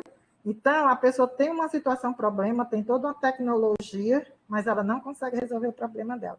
Ela precisa que alguém faça para ela, né? Então, a sua resposta, ela se aproximou e eu acho que ela chegou mesmo até nesse conceito que a gente, aqui no Multimeus, nós temos, né? Esse novo conceito de inclusão digital. E em meio a isso, tem os problemas de você saber avaliar os riscos de você viver, né, nessa contingência digital que todos nós estamos, de você saber avaliar o que é útil, o que não é, você saber como e quando deve contribuir, certo? Por exemplo, todo mundo acha que a coisa melhor do mundo é pegar informação sobre saúde, né, na internet. Sim, mas e quantos estão se preocupando em saber se a informação em saúde é válida ou é um fake? merece ou não merece, né, qualidade. Se aquela informação tem ou não tem uma origem confiável. Isso é também parte, né, da cidadania digital e do letramento digital e da inclusão digital. Né? Porque ter um aparelho aqui para apertar o botão e achar que está incluído digital, isso aí é considerar o people como a última escala, né? A última escala, né? Bom, meus amigos, que bom que a gente descobriu aqui uma série de pontos que a gente pode convergir. E aproveitando, Ângela, nesses dias a Luiziane recebeu o material seu lá para a gente marcar aquela sua apresentação lá, porque eu estava muito agoniado com a proposta desse PCN. Tranquilo, viu? Tranquilo. Depois a gente pode também reorganizar. Mas, professor, gostei muito da sua palestra, acho que todos os nossos colegas... Obrigado, foi uma palestra, foi uma conversa bem descontraída. O senhor falou também de tecnologia assistiva, né? E aí eu estava aqui pensando, as pessoas com deficiência visual, especificamente, né? Quando ela é uma pessoa que busca, né, conhecer, ela se utiliza muito bem da tecnologia assistiva para resolver os seus problemas. Eu conheço pessoas assim, inclusive uma pessoa que estava participando de um congresso da Retina Iberoamérica, né, em setembro do ano passado. Eu compartilhei com ela o artigo aqui do Laboratório de Pesquisa Multimeios, e eu vou até depois pegar e tentar fazer um recorte da apresentação dela. Ficou muito bacana, né? Eu disse assim, olha, apresenta isso daqui porque é isso que você vem desenvolvendo, tá? Só que você não sabe do conceito, então agora você lê e você vai aplicar no que você realiza na prática, né? E as pessoas com deficiência visual, elas se utilizam muito da tecnologia, né? Da informática, né? Ela veio exatamente para poder dar autonomia, mas até isso nós precisamos, né? Capacitar essas pessoas também, né? Capacitados, né? Não, Dino, professor, diga sim ou não, para o uso dessas tecnologias em benefício da solução dos seus problemas, para que elas consigam se comunicar, interagir, pensar, construir, né? Não tenha dúvida, veja, quando eu falei e fiz uma crítica a esses termos, treinamento, capacitação, veja, o que eu... Formação. Eu acho. Pois não, veja, eu não sou contra esses termos. O que eu sou contra é a utilização desses termos, está compreendendo, nos níveis inadequados. Por exemplo, veja, se eu sei usar a Suite Office e sai uma nova versão da Suite Office, muito provavelmente eu vou fazer alguma coisa que me permita entender o que é que a Suite Office traz de novidade. Aí sim, uma formação breve, um treinamento, uma capacitação, estão bem colocados. Se eu vou mudar, está compreendendo, o meu antivírus para um outro antivírus, eu preciso passar por um período de adaptação e se eu encontrar uma formação breve, um treinamento, uma capacitação, eu vou acrescentar aos meus conhecimentos alguma outra camada de conhecimentos para que a minha eficiência e a minha eficácia melhorem. Agora, você pegar um cidadão que não sabe nada de telemedicina e acha que vai resolver a vida dele só dando a ele uma formação, que não é uma formação, é um treinamento, ensinando o beabá, para daqui a amanhã ele vai se tornar um doutor online, com certeza aí tem a santa paciência. Eu acho que precisa ter limites. Não deveria deixar médico nenhum fazer telemedicina sem que ele tivesse uma formação. E mais ainda, que é outra coisa que eu advogo, isso deveria começar nas graduações da área da saúde, certo? Desde o dia que o cidadão bota o pé dentro da faculdade. Porque aí, Luiz, aí nesse exemplo que você deu, tem coisa interessante que a gente estuda aqui, que veja bem, por trás da sequência FEDAT, por trás está o método científico. Na hora que você dá o exemplo da pessoa da Suite Office ou do antivírus, você está com um problema. você vai atrás da solução.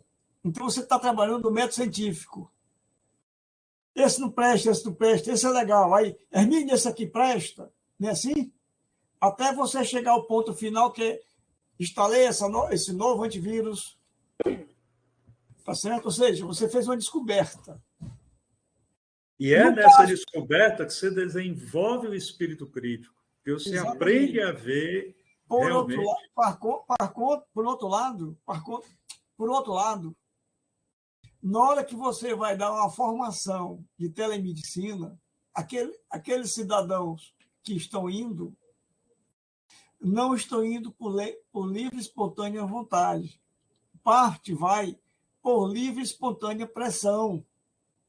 É o que acontece com essas formações. O cara vai lá porque o chefe mandou, a instituição obrigou a ir. E é aquela sua... Luiz, vai lá em São Paulo ver aquele negócio de EAD. Tá certo? A sorte que deu é que você foi e gostou.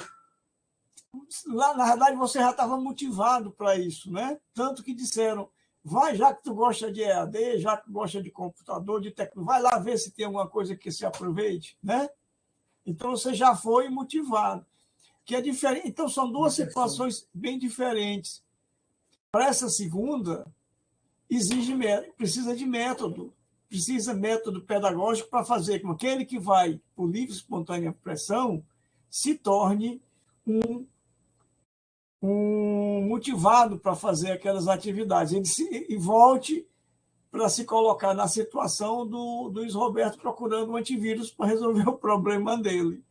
Quer dizer, o que falta, ao meu ver, o que falta realmente é método, tá certo? De formação de gente. Ou seja, é o pipoeiro que falta, né? É a forma de trabalhar o pipoeiro. Isso é fundamental, não é? Não tenha dúvida. É aquela história da aprendizagem significativa, né? Você precisa ter os pressensores, você precisa ter os referenciais, né? Uhum. Quando eu fui assistir essa palestra sobre educação à distância, né? Eu me lembro bem que logo que eu entrei na faculdade, talvez por vir de uma educação religiosa, era muito sensível para mim encontrar afirmações que diziam que você estudar latim desenvolvia o raciocínio. E eu encontrei, né, um curso de latim feito por correspondência, mas ainda aquele curso de latim feito por correspondência na base da cartinha de correio. E eu fiz esse curso. Do Instituto Universal? Não era do Instituto Universal, era de um professor que tinha uma... Instituto Universal tem uma curiosidade em relação a mim. Meu pai nunca deixou fazer, porque ele dizia que se eu fosse aprender a consertar a rádio pelo Instituto Universal, eu não ia querer sair de maturidade. Isso eu fiz o curso. Eu fiz o curso Nunca deixou para consertar a rádio, né? Eu doido para fazer, ele não deixava, né? Mas eu fiz o curso do professor Napoleão Mendes de Almeida, que ele tinha um curso de latim, tinha um curso de português, ele tinha uma gramática, né? E engraçado, quando eu fui fazer residência no Rio de Janeiro, o hospital que eu fiz residência era bem pertinho do Instituto Universal Brasileiro. Eu passei várias vezes em frente do Instituto Universal Brasileiro, né? Ficava na rua Mendes Sá, e eu fazia residência no Instituto de Câncer, que ficava na Cruz Vermelha, né? Era lá que tu fazia? Eu passei um bocado de tempo passando ali em frente, ó. Foi, na Cruz Vermelha? Isso, porque eu morava em Botafogo e ia para Praça Tiradentes. Aí eu pegava o 409, 410, pronto, que descia lá perto, aí eu tinha que pegar o trecho, o nome da rua, como é o nome, que passava em frente ao Hospital da Cruz Vermelha. Uhum. Eu conheci muito esses dois ônibus ali, esperando para pegar o 499. Isso. Não era o 499. Não era o 499. Gente, que memória é essa? Era o 999, que ia, porque eu fiz o mestrado em Niterói, e tinha um ônibus que ia direto para lá, parava bem em frente ao hospital que eu descia para assistir aula, que era o 999. A gente botava o apelido dele de quase 1000. Mas eu via passar o 409, via passar esse outro que você falou aí. Eu morei também no Flamengo. e via esses números passando. Daí a gente decorava pelo número. Eita, que memória. Gente, vocês lembram o número do ônibus, meu Deus. Não, esses não... E a gente... E ainda eram contemporâneos do Instituto Universal. Pois é. Isso é que é bacana, né? Isso é que é bacana. Eu acho muito bacana quando eu me deparo, por exemplo, eu me sinto bastante honrada de estar convivendo com essa geração, né, que nasceu na época digital, né, a Dina, né, etc., mas sabendo que nós passamos por toda essa trajetória, toda essa linha do tempo, né? Claro que teve um tempo nessa linha que eu não estava, né?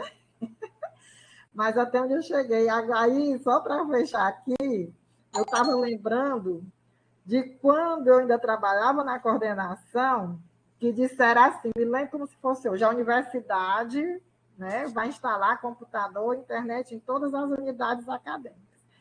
Professor, aí não sei se eu já estava aqui, aí colocaram vários computadores nos corredores aqui da FACEG, acho que era IBM, né?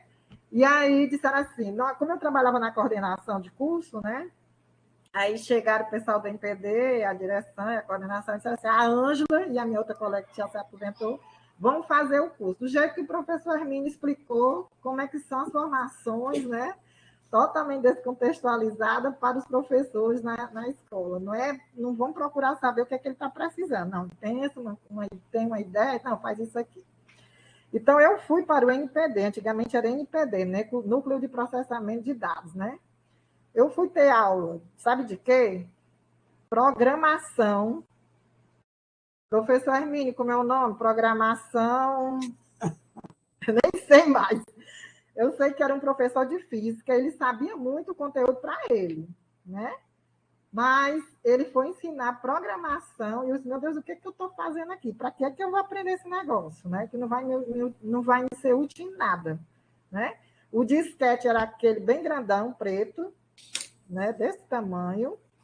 E qual era a linguagem de programação? Professor, que você tinha que fazer vários Não era basical, C++, essas coisas mais... Não. Basic da vida. Basic, o Basic. Então, coisa assim. Não, era bem... Para você chegar a um caminho no editor de texto, né? Você tinha que fazer vários comandos, escrever vários comandos, entendeu? A tela verde, preto e verde. Isso também, né? Mas foi interessante, né? Porque eu conheci... Eu sou novinha, né? Viu, professor? Mas quem estuda conhece isso das páginas dos livros, né? Dos artigos, certo? E também, quem foi aluno aqui, nós tivemos o Sistema SAL, né? Sistema SAL também, que hoje nós temos o CIGAR, e quantas pessoas têm grande dificuldade de utilizar esse sistema, né? Mas é isso aí. Muito bom. Agradeço muito aí o senhor, né? Eu gostei muito da sua fala. Eu que agradeço a oportunidade, eu acho que a gente tem vários caminhos para explorar. Essa foi só a primeira, né, professor? Sem dúvida, sem dúvida, sem dúvida.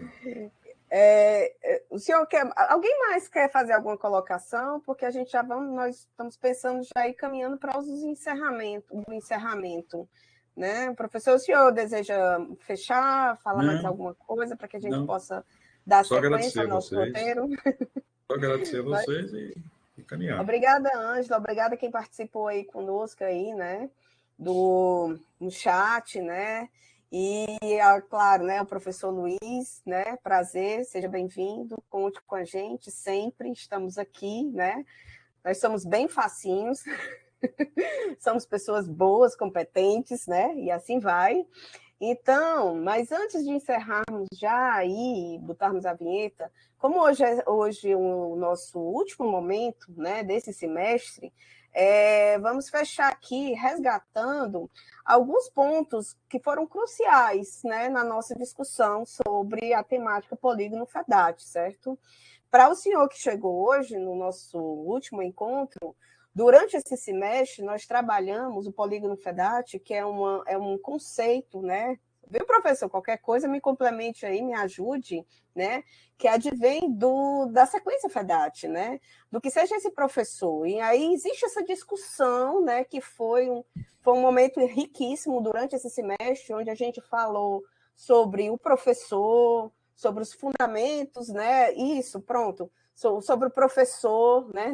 Nós tivemos aqui a Joelma, né? Brilhantemente falando. Claro que a introdução do semestre foi com o professor Hermínio, falando sobre a introdução ao polígono FEDAT, né? Um panorama geral, né? E depois veio a Joelma, brilhantemente falar sobre o professor versus o professor FEDAT, né? E ela discutiu de uma forma competente, né, sobre essa temática. Nós tivemos também a Silvia Salles, né, que é uma das que compõe, que está desenvolvendo esse conceito sobre sala de aula ampliada, né? Então, ela se debruçou também aqui de uma forma magnífica, né? E depois, nada melhor do que também falar sobre o aluno, né? Então, a gente falou o professor, sala de aula ampliada e o aluno, ninguém pode esquecer o aluno, né? E para isso, nós convidamos, né, o professor, tanto a Mirley, que está aqui com a gente, participando aí, né? E o Marcelo, né? Então, nós tivemos esse encontro falando da perspectiva do aluno, aquele aluno, né, que vivenciou, tivemos experiência, projeto de extensão, projeto de pesquisa, que foi possível vivenciar aquele aluno tradicional de um currículo diferente, né, de uma perspectiva, né, para aquele que discutiu, que trabalhou a partir da sequência FEDAT, né, como foi o olhar do aluno, o desenvolvimento do aluno nessas duas perspectivas. Nós tivemos também, né, como convidada, nesse processo aqui, a mediação, nós tivemos a contribuição, né, que foi brilhante, da Carmen, Ana Carmen, né, que nos ajudou a entender um pouco mais sobre a linguagem, artefato, tecnologia, de como tudo isso, junto com a sequência FEDAT, pode fazer um processo de ensino e aprendizado, e assim vai, ok? E nós tivemos hoje o senhor, né? O senhor que veio coroar, né? Assim, mostrar que a gente pode ir além dos muros da FACET, né? Levar todo esse nosso conhecimento, toda essa nossa discussão, né? Que a gente vem desenvolvendo sobre o polígono, né? Que, pelo que eu penso, não vai acabar agora, mas vai ter continuidade, né? Então, a gente ainda não pensou sobre a temática, mas muito se deseja, né, grande parte dos que tiveram conosco aqui, né, compartilhando seus conhecimentos, frutos de teses, dissertações e assim vai, e no livro, né? Então, eu acho que isso vai ser muito interessante, porque isso daqui, professor, vai, assim, essas discussões está falando sobre a formação docente, né? A formação docente numa perspectiva mais ética, mais humana, né? Então, isso daí é o que a gente discute, né, no laboratório, essa formação, seja ela tanto no segmento da educação infantil, passando por todos os níveis, mas tendo como pano de fundo esse professor FEDAT, certo? Né? Que é fruto de várias coisas. Eu fiz um fechamento legal, professor, mais alguma coisa? Não, está ótimo. Arrasou, Dina. Brilhante, brilhante. Então, gente, fiquei incumbida, fiquei responsável por fazer esse nosso fechamento, mas espero ter atendido, né, a toda essa expectativa, e eu espero que a gente não possa parar dessa divulgar, né, esses nossos trabalhos. Fica o convite aí para não só assistir hoje a apresentação do professor Luiz Roberto, mas quem é curioso que queira entender mais sobre quais metodologias, como a gente trabalha no laboratório, certo? É só visitar o nosso canal aí no YouTube, né, onde está lá todas as nossas os nossos vídeos com as nossas falas aqui durante esses anos, né? Esses anos e esse semestre. Então, professor, eu queria agradecer demais a sua participação. Eu acho que esse outro olhar, essa outra perspectiva, eu acho que a gente tem muito que, né, crescermos juntos, principalmente vocês dois aí, né? Eu estou aqui no meio, na minha tela, né? Então, vocês dois aí, eu acho que vocês têm que juntar essas forças e fazer dessa universidade, já que a gente tem toda a estrutura, né, como bem falou o senhor, cabos que ligam diretamente a outros continentes, ampliando mais aí a velocidade, a gente tem tudo, a faca e o queijo na mão, só falta agora unir, né, diminuir as vaidades e crescer a parceria, né. Então é isso. Gente, eu quero agradecer, né? Eu vou ficar com saudade, eu acho que não só a segunda Multimeios, né? Tem várias pessoas que fazem ela acontecer, né? Nós temos aí eu, a Mazé, a Mirle como apresentadora, hoje nós temos o professor Luiz, né? Nós temos a gravação, Hermínio, Jéssica, design Jéssica, suporte técnico Jéssica, é a mulher, né? É a mulher, mas nós temos contribuições da Dani, que está afastada, nós temos contribuições da Milena, nós temos várias contribuições, né? Da Mona. Então, da Mazé, né? Então, assim, minha companheira de apresentação, e agora chegou a Mirle, né? Que vai assumir aí nosso lugar. Então assim, eu só quero agradecer, espero que no próximo semestre a gente possa voltar, né? Com mais uma segunda Multimeios, com o objetivo de divulgar o que a gente anda fazendo para que não se restrinja só àquela comunidade que lê os nossos artigos, mas a globalização aí, né? As redes, né? Então, para encerrarmos, solta a vinheta, gente. Antes da vinheta, espera, Sim. Antes da vinheta, dá uma paradinha, Jéssica, por favor. Tá pausado. Pronto. Eu queria convidar o pessoal que estava aqui assistindo para as nossas defesas de dissertações e teses no mês de julho. Nós vamos ter, no dia 7, à noite, a defesa da Mirle. No dia 14, nós vamos ter... No dia 11, nós vamos ter a qualificação do Delmiro sobre as suas experiências com o ensino de matemática lá em Canindé. No dia 14, nós vamos ter a defesa de tese da Silvia. Silvia Luiz é uma aluna nossa que é pedagoga hospitalar no Hospital Sara. Então, ela fez atividades com pessoas que têm deficiência cognitiva, tá certo? E especial na parte de descalculia. E no final de junho, dia 29, nós temos a defesa da Sinara. De julho, tudo em julho, né? Defesa de tese da Sinara, que é sobre o ambiente virtual, sobre a educação à distância. Então, todos esses trabalhos são trabalhos que envolvem a tecnologias, educação à distância. A do Delmiro Luiz, ele começou a fazer os trabalhos dele, onde, na época da pandemia, onde era praticamente obrigatório você usar os ambientes virtuais do Google nas escolas públicas estaduais e municipais. E ele foi contra. Essa nossa briga constante, né? Ela foi contra usar esse ambiente e preferiu usar o Moodle. Como você falou, 99,99% das pessoas utilizam o Moodle, né? Na Universidade do SUS, na Unisus, né? Então, ele foi contra. E começou eu sozinho. Quando terminou, estava com quase toda a escola trabalhando no Moodle.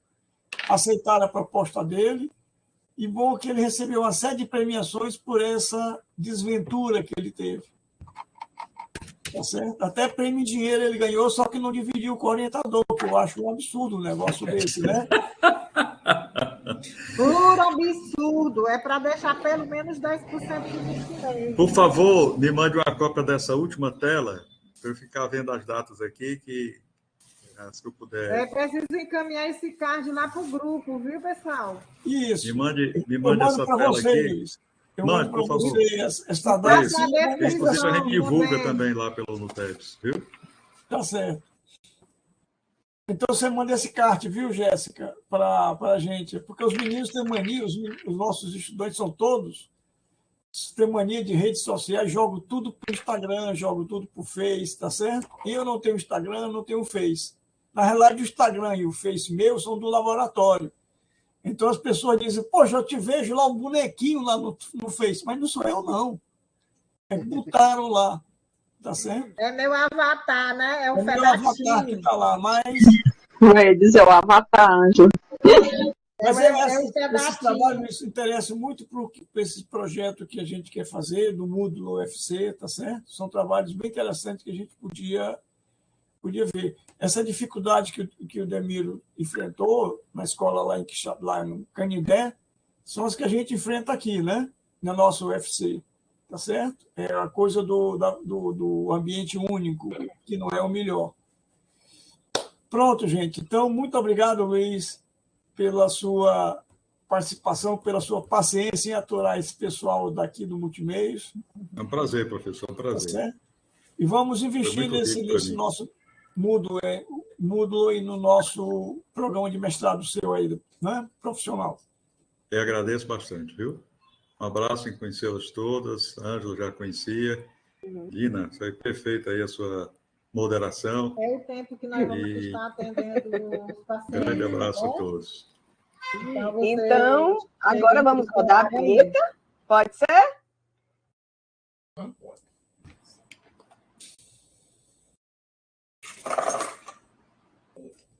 Um beijo a todos.